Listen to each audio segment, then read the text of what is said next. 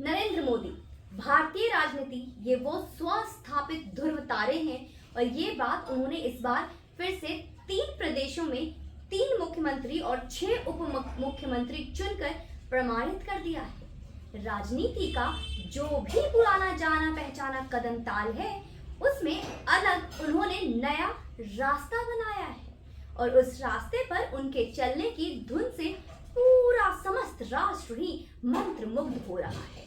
सपा के अखिलेश यादव हो या आरजेडी के तेजस्वी यादव हो या कांग्रेस के राहुल गांधी, तीनों ने चुनाव से पहले चुनाव जीतने का महामंत्र बनाया, पीडीए और जातिगत जनगणना। नमस्ते भारत, कैसे हैं आप लोग? वीडियो बहुत इंफॉर्मेटिव है, अंत तक देखिएगा। पीडीए का राग अलापते अलापते अखिलेश यादव ने बार बार पिछड़ा, दलित और आधी आबादी के राजनीतिक नेतृत्व की बात की और राहुल गांधी ने जातिगत जनगणना कर हर जाति के राजनीतिक नेतृत्व की बात की। लालू प्रसाद यादव और उनके वंशज तो स्वघोषित पिछड़ों के मसीहा हैं ही। इनकी आगामी 2024 की राजनीतिक घोषणाओं को प्रधानमंत्री नरेंद्र मोदी के 3 राज्यों के मुख्यमंत्री और उप मुख्यमंत्री के चुनावी सच ने करारा जवाब दे दिया है। रहीम कहते हैं ना कि तुम कहते हो कानों सुनी और मैं कहता हूं आंखों देखी।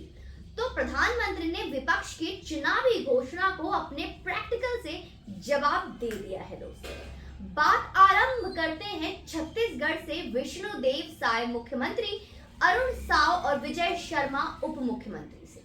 विष्णुदेव कहां से आते हैं? विष्णुदेव आते हैं आदिवासी समाज से, अरुण साव ओबीसी से और विजय शर्मा ब्राह्मण।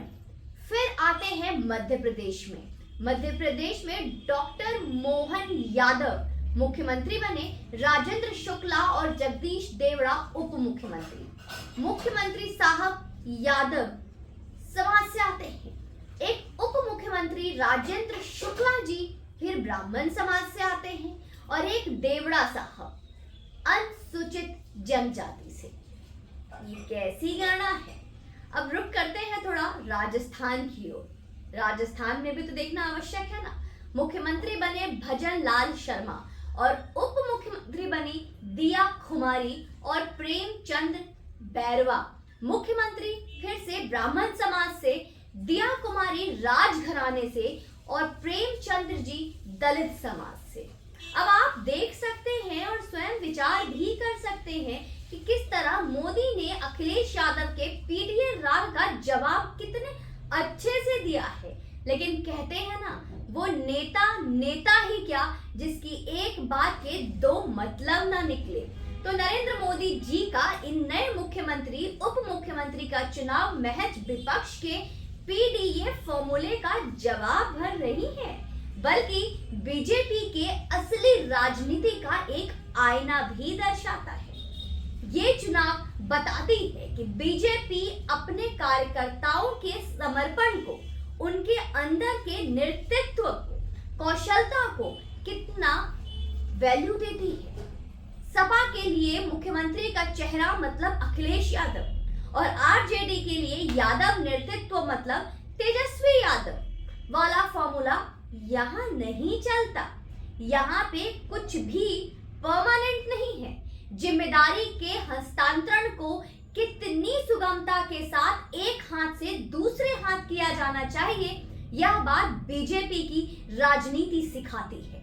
अब तक ना तो डॉक्टर रमन सिंह का कोई नकारात्मक बयान देखा और ना ही हमने शिवराज सिंह चौहान का और ना ही वसुंधरा राजे सिंधिया के मुख से कोई आवाज आई। राजनीति के ट्रेंड को फॉलो करने वाले किसी पंडित ने ये नाम गेस नहीं किए थे अब तक, जो नाम मुख्यमंत्री और उप मुख्यमंत्री के लिए विभिन्न राज्यों में घोषित हुए। ट्रेंड फॉलो करने वाले यह भूल गए कि लोधी ट्रेंड सेंटर है, फॉलोअर नहीं है। राजनीति के कार्यकर्ताओं के अंदर संभावनाओं के बीज डालना सबसे बड़ा काम है और नरेंद्र मोदी यह बखूबी कर लेते हैं। किसी सपाही से पूछिए मुख्यमंत्री कौन होंगे, उनका जवाब उनके पास ही रहता है। किसी आरजेडी वाले से पूछिए कि अच्छा भैया उनके पास भी कोई है क्या, लेकिन भाजपा वाले कहेंगे कि चेहरा नहीं पता, नाम नहीं पता, जिनका काम बढ़िया उनका नाम बड़ा होगा। फिर चाहे लाइन में जो भी खड़ा होगा, एक लोकतांत्रिक देश में आम जनता चाहे जितनी इच्छा लोकतांत्रिक तरीके से चुनाव कर ले, अगर मुख्यमंत्री एक ही परिवार से होगा, पूर्व घोषित होगा, तो यह लोकतंत्र नहीं राजतंत्र कहलाता है। नरेंद्र मोदी जैसे राजनीति को बल दे रहे हैं नए तरीके से, और अच्छे लोगों की राजनीति में एंट्री को बल दे सकता है। आप राजनीति से लाख खुद को अलग रखते हैं, लेकिन अगर आपको परिदृश्य दिखाकर कुछ पूछा जाए कि कौन सी पार्टी में जाना चाहोगे, तो आपका निर्णय हृदय पे हंस रख के बताएं तो भाजपा ही होगा, क्योंकि यहाँ कभी आप भी मुख्यमंत्री बन सकते हो। यही बात भाजपा को बाकी पार्टियों से के मुकाबले से निकाल कर उसे बहुत ऊपर स्थापित कर देती है और अलग बनाती है। बाकी स्वयं आप चयन करें कि आपके लिए सही उत्तरदायित्व कौन होगा इस देश का नेतृत्व करने के लिए, क्योंकि आप अपना फैसला खुद ले सकते हैं। जय हिंद, वंदे मातरम।